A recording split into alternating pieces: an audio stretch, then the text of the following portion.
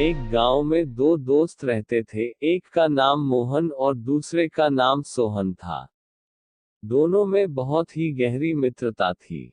मोहन बहुत ही धार्मिक व्यक्ति था, वह हमेशा भगवान की भक्ति में लीन रहता था, जबकि सोहन बहुत ज्यादा मेहनती था। एक बार दोनों ने 1 बीघा जमीन लेकर उसमें फसल उगाने के बारे में सोचा, जिसके बाद वह एक अच्छा सा घर बनाना चाहते थे। इसके बाद दोनों दोस्तों ने खेत खरीद लिया। सोहन दिन रात खेत में मेहनत करता और मोहन मंदिर में बैठकर फसल अच्छी होने के लिए भगवान से प्रार्थना किया करता। इसी तरह से समय बीतता गया और कुछ दिन बाद फसल पक गई। फसल पकने के बाद उसकी कटाई करके उसे बाजार में जाकर बेच दिया। इसके बाद उन्हें अच्छा पैसा मिला। इस पर सोहन ने कहा कि इसमें से मेरा ज्यादा हिस्सा है, क्योंकि मैंने दिन रात एक करके खेत को खाद पानी देकर फसल उगाई है।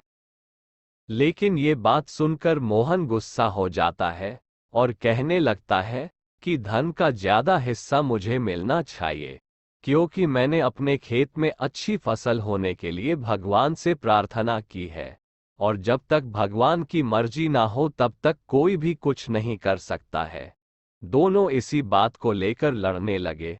अब ये बात गांव के मुखिया तक पहुंच गई। गांव के मुखिया ने सारी बात सुनने के बाद एक फैसला किया।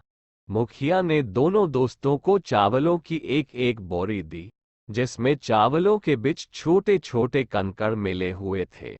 मुखिया ने कहा, इस चावलों की बोरी को घर ले जाओ और इसमें से सुबह तक चावल और कंकड़ अलग अलग करके लेकर आओ, फिर मैं सुबह फैसला करूंगा कि फसल का ज्यादा धन किसको मिलना चाहिए। दोनों अपनी अपनी चावलों की बोरी लेकर घर चले गए।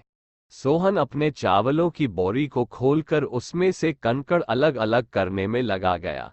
मोहन अपनी चावलों की बोरी को लेकर मंदिर में चला गया और भगवान से चावलों से कंकड़ को अलग करने के लिए प्रार्थना करने लगा। बोले ही, भगवान मेरे चावलों से कंकड़ अलग कर दो। दोनों अगली सुबह मुखिया के पास पहुंचे। सोहन ने तो पूरी रात जागकर चावलों से एक एक करके सारे कंकड़ अलग कर दिए।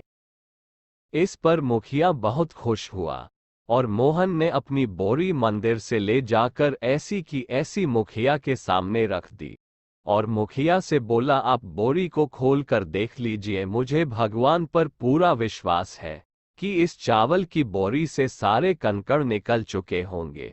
लेकिन जब मुखिया ने चावलों की बोरी खुलवाई तो देखा सारे कंकड़ चावलों के बीच ही मौजूद थे। मुखिया ने मोहन को समझाते हुए कहा कि भगवान भी हमारी मदद जब ही करते जब हम अपनी तरफ से मेहनत करते हैं। ये बात समझाते हुए मुखिया ने फसल का ज्यादा धन सोहन को दे दिया। इसके बाद